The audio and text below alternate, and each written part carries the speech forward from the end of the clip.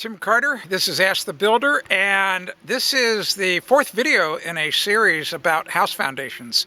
A couple of quick housekeeping notes. Number one, I am not building this house. This is not my job. It's some other builder that's doing it. It just happens to be on my street, so it's easy to record videos. Number two, if you learn something or I help you in this video and you want to say thanks to me, really simple. Look just below the video. See that text link that says thanks with a heart by it? Click that. Why don't you buy me a couple of beers? I'd appreciate it.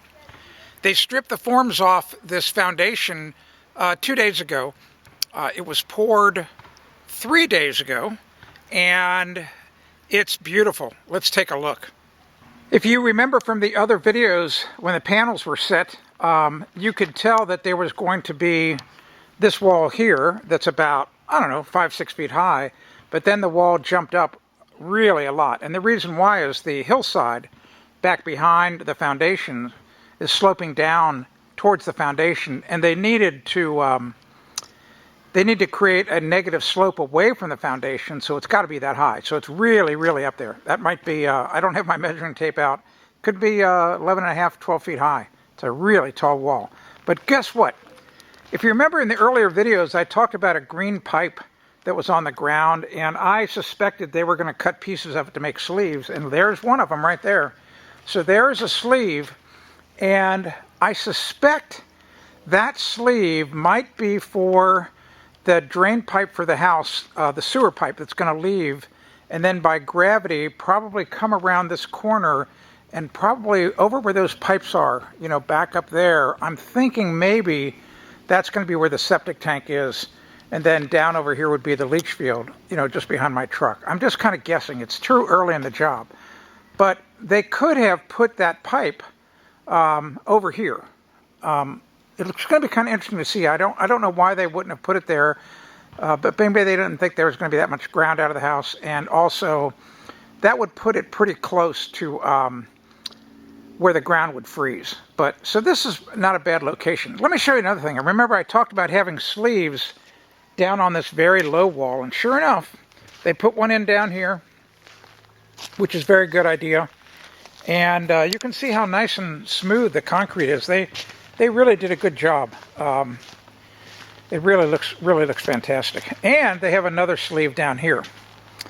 But I want to talk about these sleeves. I want to talk about a problem that I see. This is going to be an opening for a door. I can tell that right now, that you walk into the garage. And this here, it's definitely going to be a garage, just like the contractor told me 3 weeks ago. So we're going to have a garage down low, and we're going to have a garage, a suspended structural slab. Believe me, it's going to be very cool to see how they do this. I can't wait to record those videos for you.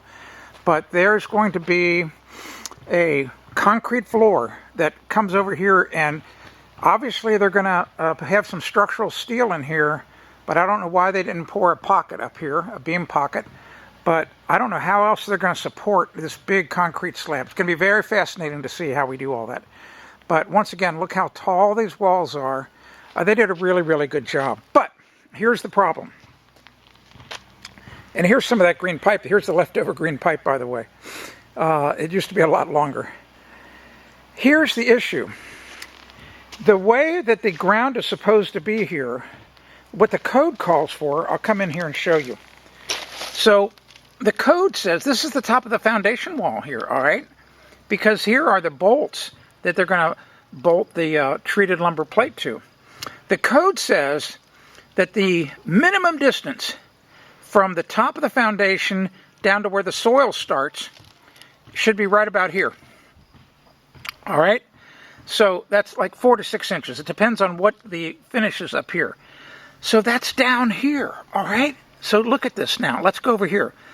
And so that means here in New Hampshire, anything that's out here by the end of January is going to be solid ice. It's going to be completely frozen. All right? Look where this sleeve is. So the top of the sleeve is just about where the top of the soil is going to be.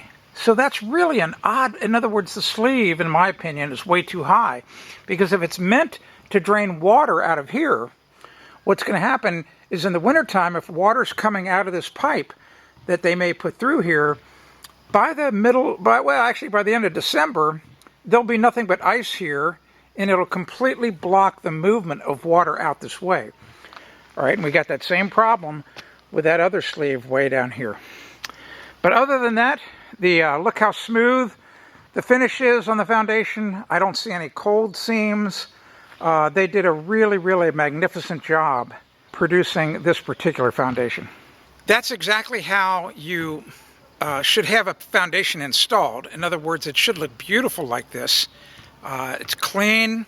It looks like it is nice and level. I don't know if it's square. I'm not going to take the time to check that. I'll let those guys deal with that. We'll be able to tell if it's square or not when they start to put wood on top of it. Because the carpenters, if the foundation's at a square, they'll square up the plates that they put on top of the foundation. So we'll know a little bit more maybe in a couple of weeks when the carpenters show up. But this is a poured concrete foundation. Hope you liked it. I'm Tim Carter, Ask the Builder. Next video up, the foundation waterproofing. Remember, if you learned something in the video, if you discovered something, you want to buy me a couple of beers, just click that thanks button right below the video. Thanks very much. If you want to discover more home improvement tips, go to AskTheBuilder.com.